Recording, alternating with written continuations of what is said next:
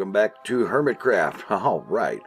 Well, last episode I was working on coming up with a circuit for auto opening and closing this door arrangement, and I ended up with this mess with repeaters and comparators and 89 miles of redstone and the observers and the string and whatnot. And to a degree, it sort of kind of mostly-ish works, but there was some difficulty toward the end, and I ended up packing it in for the day.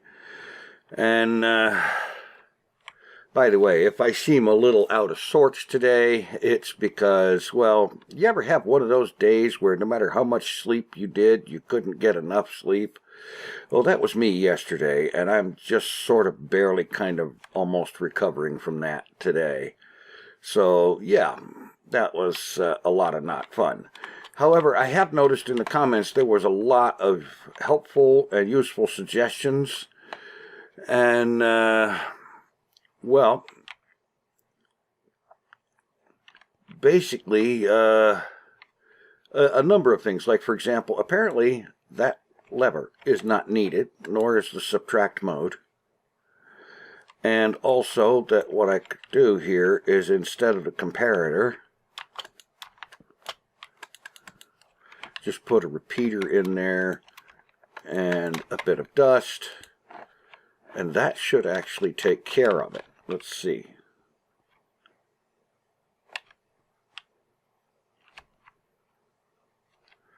Okay. Sort of, kind of, but not quite. All right. Now, the delay is not what I need to mess with, because what I'm after is making the pulse longer, not the other way around. Okay, so we'll pop a repeater here. And I'm going to try this again.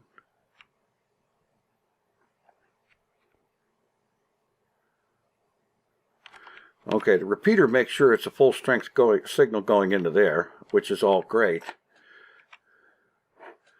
But it's not activating anything. And yeah, I think maybe, well, how about this? Get rid of all of this crap. Put the repeater there.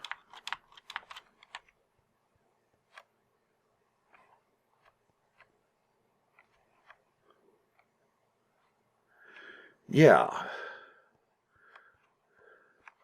Not happening. Okay. Another thought that I am having now is that some of the folks that mention that the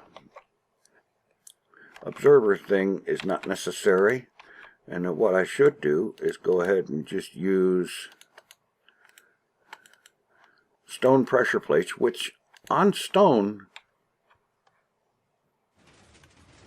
is darn near invisible.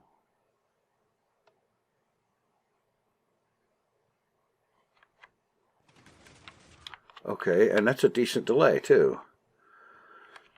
In fact, I might be able to get away without this whole extender circuit.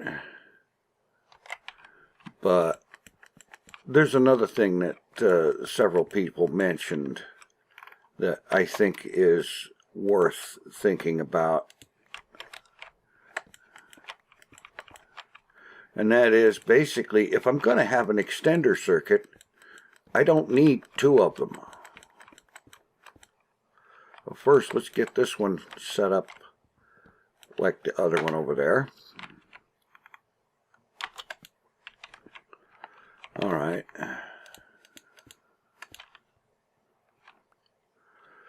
And then just open up a little space here.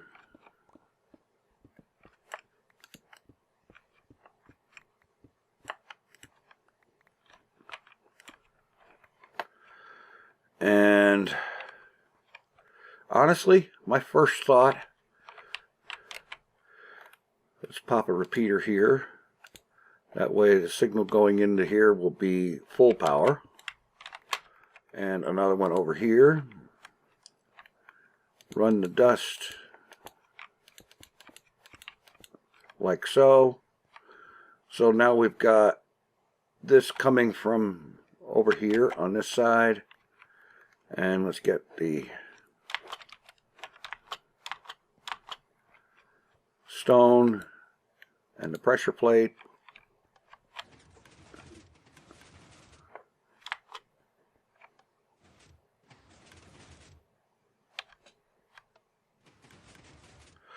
Okay, not bad. Try this side.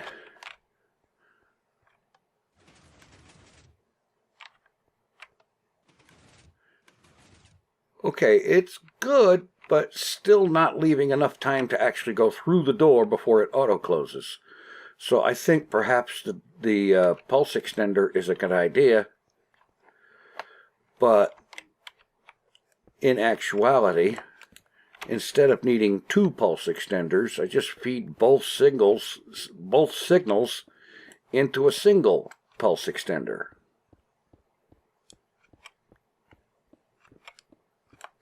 That way the pulse from either side will trip the thing. Go back a little bit more. The pulse from either side will trip it, and the pulse extender will keep it active long enough to actually go through the door.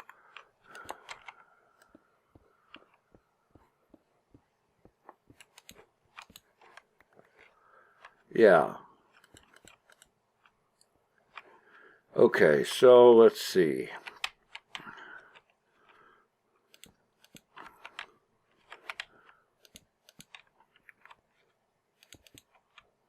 And a repeater here. Just a single.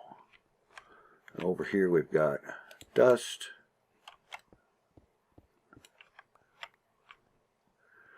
Alright, let's see. That's 1, 2, 3, 4, 5, 6, 7, 8, 9, 10, 11, 12, 13, 14.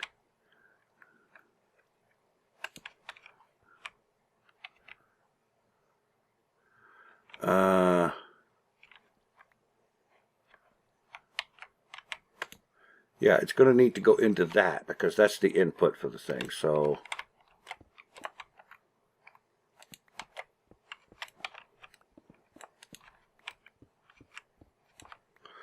all right, like so. All right, now take this one and extend it the same way. 2, 3, 4, 5, 6, 7, 8, 9, 10, 11, 12, 13, 14. Repeater. Dust, dust. And that should do it.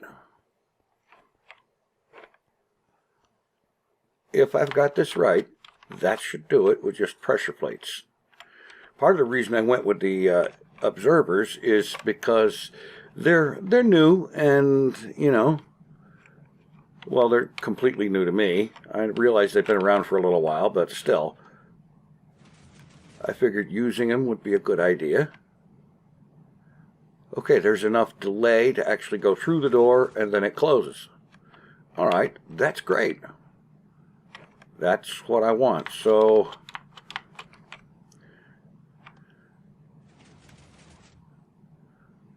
and then go through here, and then the door closes, and then try it from this side.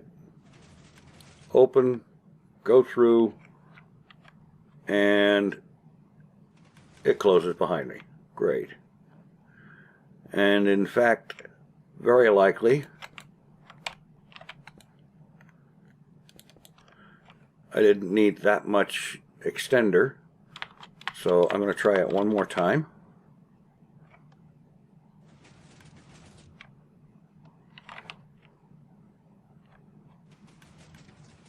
I think that's what I needed right there. All right. Now there's the question of locking the thing in a closed position And let's see. That one I want to take some time to think about. Okay, I think I've got it here. Let's see. What I'm going to need to do is tie into this redstone signal here that opens it.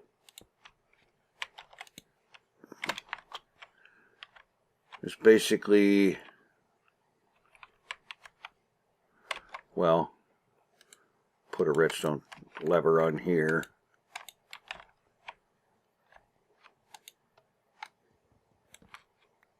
Okay. That's interesting.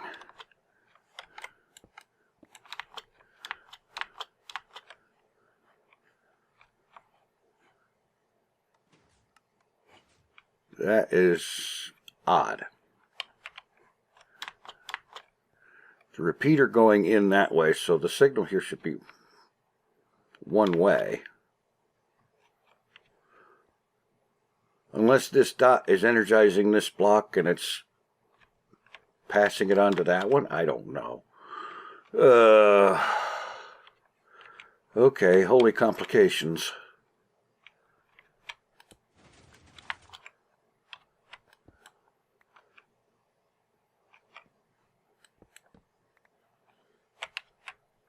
Oh, of course. Duh.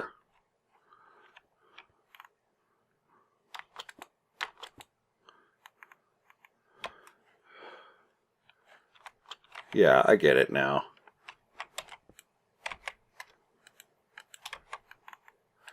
That redstone lever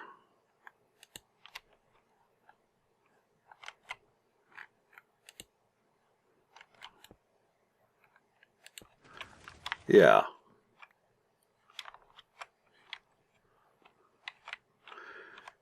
Redstone signal here means the door is closed. Okay. So now if I go this way,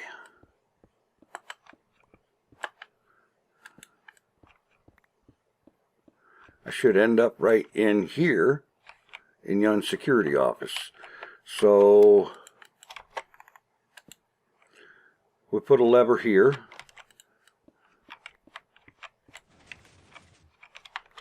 Okay, don't break that.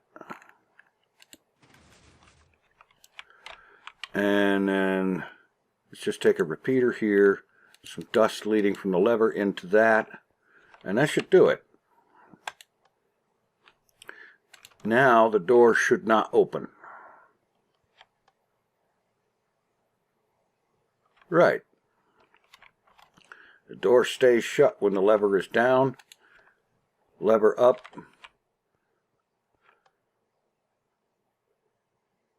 Hello. Okay, what did I break?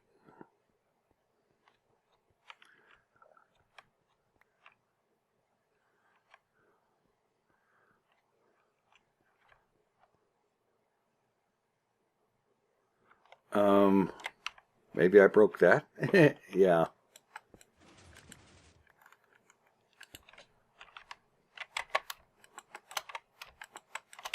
Okay, hang on here.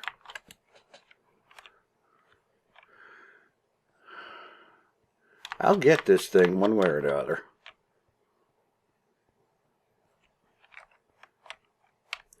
All right. There we go. So now turn this on. Door is shut. Door stays shut. Come in here, turn it off. Door opens. And then door shuts. And the advantage with the pressure plate is that a stone pressure plate on stone is practically almost invisible, which is a whole lot better than the observer block was. So I can go ahead and close this up, and I can close that up, and then I can just head in.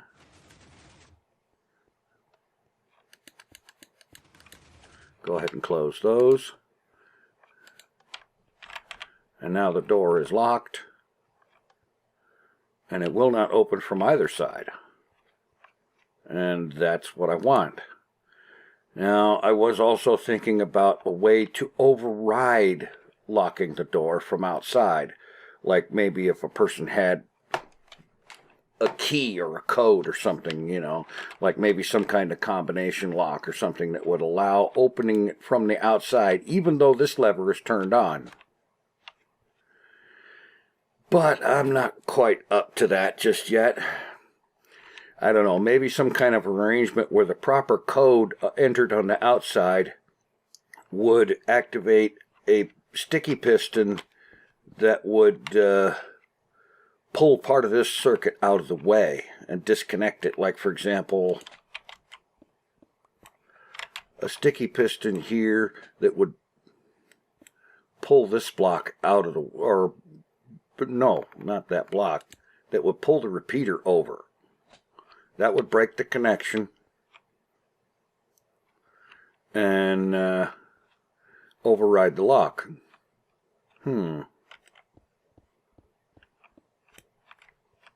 Something like that. Except, well, let's see.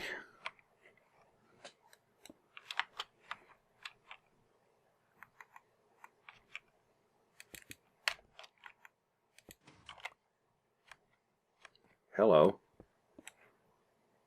That was not the desired effect at all.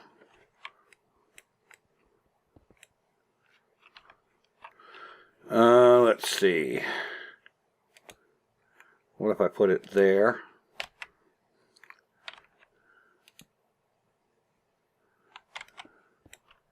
And then if I had, say, a lever here, that would activate it. And then if I turn the lever off, okay, sticky piston does not pull redstone device repeater thingy. Wow, how about that? And that's not a repeater, that's a comparator.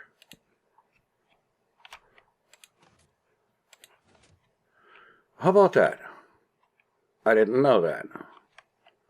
All right.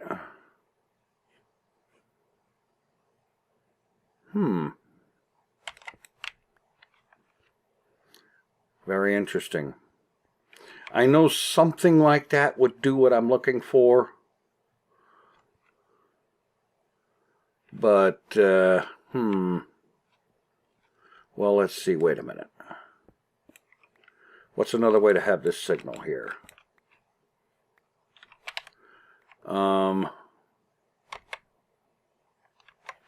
Oh, for crying out loud.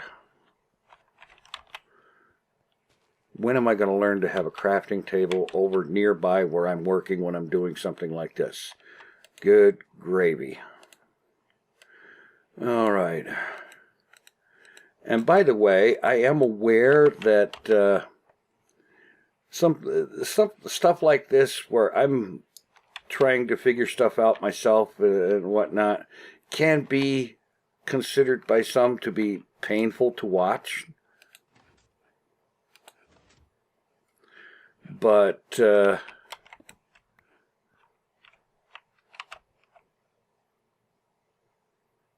that's not good.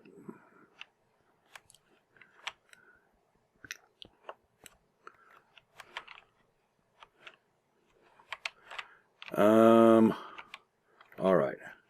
Repeater. But the idea, though, is that, yes, it can be painful to watch. I know I am anything but a redstone guru. I don't know nearly enough about redstone for somebody to say that about me. I know that. And I realize that I make 11 zillion mistakes per hour and so on. But the thing is, there is a huge level of satisfaction in eventually getting this thing figured out myself. You know? It really is a big deal. And so that's what I'm working on trying to do. Yes, there are a wide variety of, there's a lot of hermits I could call. You know, I could call Mumbo, Doc M, Tango, Impulse. Any number of people, actually.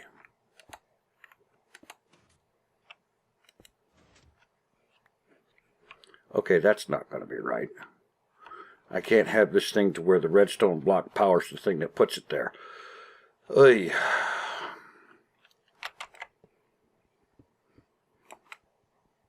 I think I sort of, kind of, almost-ish have the right idea.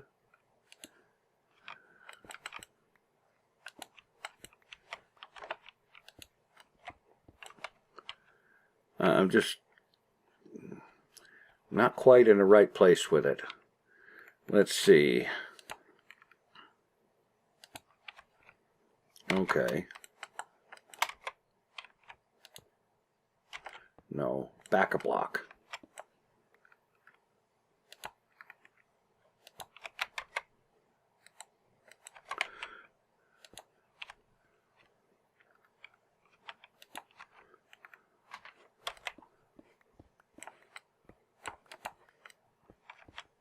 All right.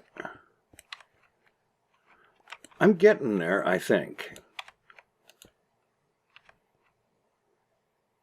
All right, repeater, dust. Turn that off, pulls this back. Yes, I know. This is a really completely backwards way of doing things. Maybe I'm over-engineering it. Don't know, don't care. The whole idea is to come up with something that works.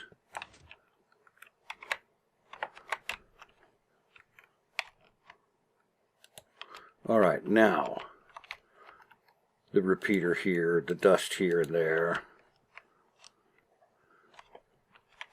Turn the lock lever on. Pushes the circuit through here. Pushes that in there, powers the circuit. Make sure to hold the circuit powered so that the door stays shut. Turn that off. Then it becomes possible with the pressure plate on either side of the door to power this switching mechanism, which will unpower this wire and allow the door to open. Yeah. Maybe it's not the greatest, most elegant solution in the world, but it's a solution that works. And that is good enough for me right now. Honestly, it is.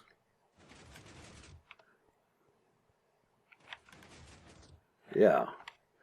Now what happens if I hit the pressure plate going out there? Shouldn't be any effect at all, really. No, it doesn't. Okay, great. All right. Yeah. Another solution worked out, and this is much better than the thing with the observers.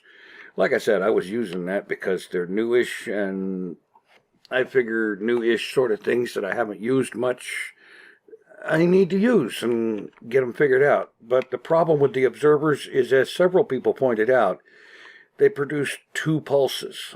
One when you go onto it, and one when you walked away from it. And that was counterproductive, and it was probably contributing to the door acting really weird the way it was. So, yeah. This appears to be working. Maybe it isn't the most elegant, awesome, redstone guru-ish kind of solution in the world, but it works, and that's all I ask for it. That's the only thing I ask of it, is that it works. And with the pressure plate being almost invisible on stone, that's good too. And so now there's a locking mechanism to keep it shut. And perhaps can come up with some kind of a way to have another circuit that will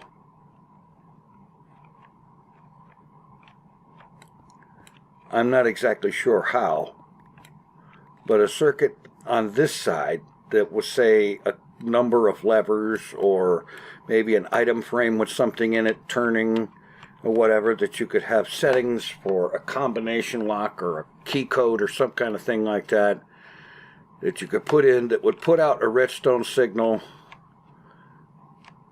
that could somehow ensure that this piston stays retracted. I'm not exactly sure what that would be right this minute, but I'm sure there is something that could be done there. But that is not a majorly super duper high priority thing. Right now, the main functions that I wanted, I've got. It can be locked from the inside to prevent opening so that it can't be opened from the outside. And when that lock is undone, it can be opened from either side.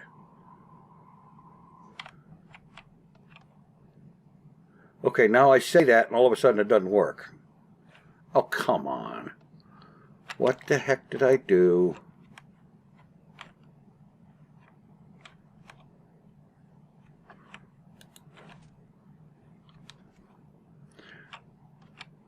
I forgot at what position the thing locks and unlocks. Okay, up is locked. No, up is unlocked, down is locked. I'll need to put a sign up there for keeping that straight. But up is locked, down is unlocked. Whatever, you know what I mean. Up is unlocked, down is locked. Yeah, I'll put a sign up there indicating that later. Anyway, in the meantime, thanks for watching. Thanks for putting up with my derping my way through redstone. Anytime I'm dealing with redstone, there is a lot of derpage going on. I am very well aware of this. And I am aware also that people more knowledgeable about redstone than me, translate that most people, will probably find it somewhat painful to watch. However, I gotta tell you, it's really, really satisfying having fussed my way through this myself. The only thing I looked up, really, was the tutorial that Mumbo did for that door. And the rest of it, working out this switching and whatnot, that's all me. And I'm very, very satisfied with that. Honestly, I know, yes, that's 2 episodes dedicated to working out a switch for a door, but hey, I learned some stuff along the way, and I'm okay with that. All right. Funny thing, when I recorded this, the audio didn't come through, so I'm post-recording a little bit of commentary for it. Basically, several folks reminded me in the comments that I needed to check out the store. And I got in there to find a shulker box full of blaze rods and a whole mess of blaze rods that had been, well, basically somebody, and as it turns out, Tango, had taken up my offer of buying diamonds in exchange for blaze rods. And so I've got a whole bunch of them now, and this means that now I will be able to continue, like for example with my mine decor thing, which among other things included a use for a lot of blaze rods in its construction, because that was to be the primary lighting. I mean, well, end rods. And that combined with the chorus farming that I've been doing, I can now make all of the end rods I'm going to need, both for that and for other projects as well. All I can say is my many thanks to Tango. That was excruciatingly cool. Appreciate it very much. Thanks for watching. Take it easy. I am out of here.